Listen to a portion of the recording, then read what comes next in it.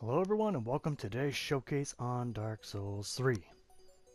Now, I just love this armor set. Everyone does. Well, anyone who's played the first and probably second Dark Souls. Maybe even Demon Souls, since it is a reference to that main character. But in terms of list weapons, they're not too terribly long. The Elite Knight of Astora is a bit of history is a bit clouded.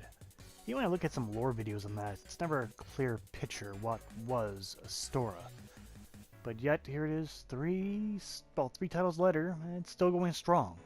And even with a new weapon, and I like this one. Today's item, the Astora Greatsword. Well, it's an Ultra Greatsword. Why is this a running theme, calling Ultra Greatswords just plain Greatswords? It's just mind-boggling why they do these name things. Is it translation problems? Is it? I don't think so. Maybe. Anyway, the description reads, "This ultra great sword, bestowed only upon the elite knights, is a relic of a ruined land of Astora. Designed for focused on thrust attacks, this sword is hard and sharp." Well, I expect it to be hard, because you know, it's a sword. But however, it's not unusually heavy, which is nice. So an ultra great sword that's not heavy? What blasphemy is this? Anyway, the skill is a bit strange. It has the charge, which is normally associated with spears and polearms, which is hold the sword at wrist and charge at a foe. Use a strong attack while charging to extend the length of the charge. So we got a really bit of an oddball here. We got an ultra great sword that's not as heavy as a great sword, but it's called a great sword, who has a skill of a spear. There's a lot of question marks going up on this one. This weapon's weird, but it all works. I love it. Anyway, visually, the weapon is incredibly long, and it could pass for an average greatsword like its namesake, but it is classified as ultra greatsword still. But in terms of real-world counterparts, there are no swords of this weight and magnitude. It would be very unwieldy. The Z-Handler is the largest recorded blade. Even this thing towers over that in terms of size and stature. The Z-Handler is only roughly anywhere between 8 to 12 pounds, and this thing looks like it's going to be pushing the 15 to 25 pound range, which would still be very, very heavy to swing around. Could be done, but not very feasible. Well, still looks awesome, and who cares, it's Dark Souls, right? Okay, looking onto the stats, the physical power, it is pretty darn good, actually. Remember, this is the lightest of the Ultra Greatsword, so it stands to be the weakest.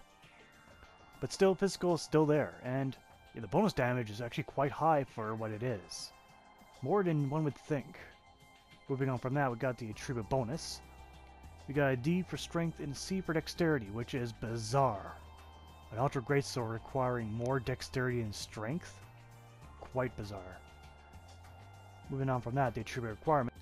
Reflecting that of the attribute bonus, the attribute requirement to need 16 strength and 18 dexterity. Proper reflection of that.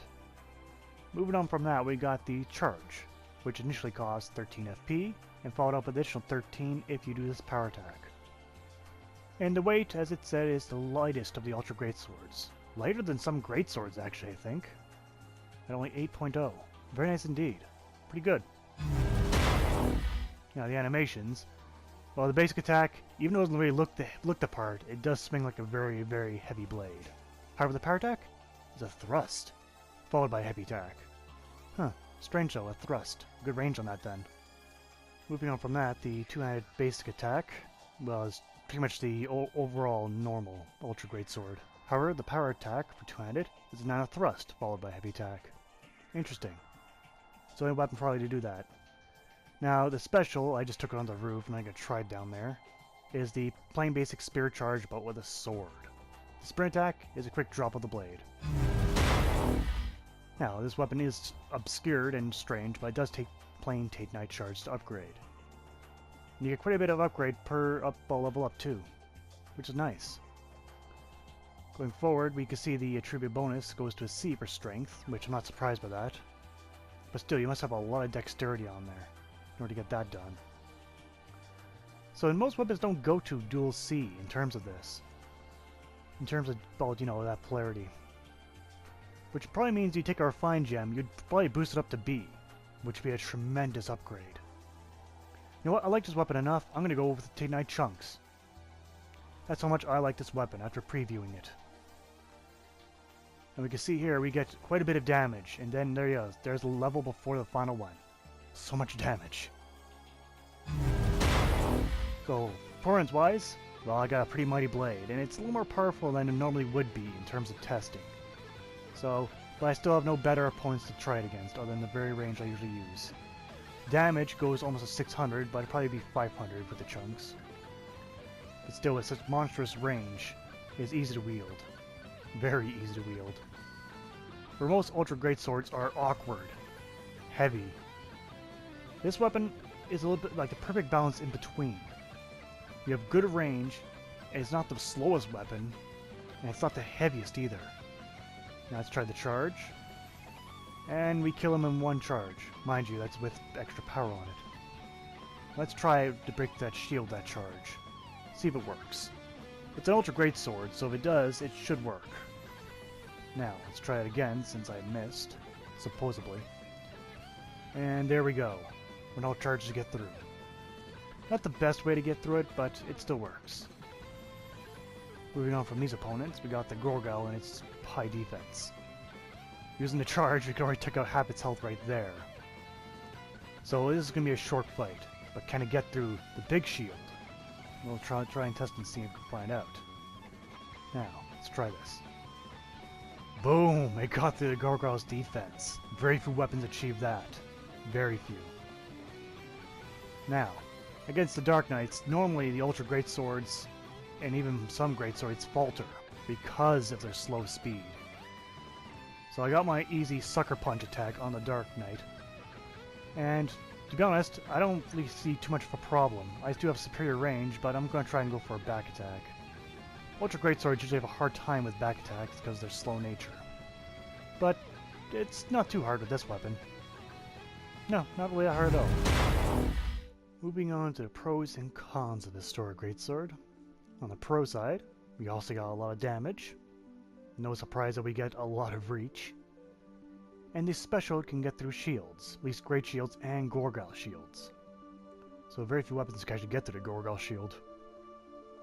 Now, on the con side, well, we certainly can't say it's heavy, but it is slow. Even though it's the fastest of all the great swords, it's still slow. And to be honest, that's the only true con of this weapon. That it's slow. Going on for the score of the Astora Greatsword, damage gets 8 out of 10. The reason why I didn't score it higher is because I did upgrade it through Titanite Chunks. So I'm not going to let that skew the score. Reach got a 9 out of 10. It's not a great lance, but it comes close. Animation gets 7 out of 10 for having only the basic animations and then having unique animations for the power attacks and then having a spear animation for the special. You've got quite a trail mix going on with this blade here. The bonus gets 8 out of 10 for having quite a large amount of bonus. More than I actually think for the polarities. The bonus polarities anyway. Miscellaneous gets 7 out of 10. Since it does have that spear charge as its special, and it's capable of going through shields. At least breaking the shields. So in total, the Astora Greatsword gets 39 out of 50, which I call very good. The weapon is quite essentially one of my favorites now. It's the reason why I create this series. I wish I'd used these blades sooner, but I'll definitely be using it in the second playthrough. There you have it. An awesome blade. Gigantic, but yet wieldable. Like most of the Ultra Greatswords, most of them are not really the best weapons to take with you versus the enemies. I'm not going to say this weapon's probably not that great for PvP, because it doesn't really probably lack the same weight behind it as the other weapons. But hey, it seems awesome in my book. But that's my opinion anyway. That's been today's showcase. I thank you guys for watching, and I'll see you guys next time. Take care out there.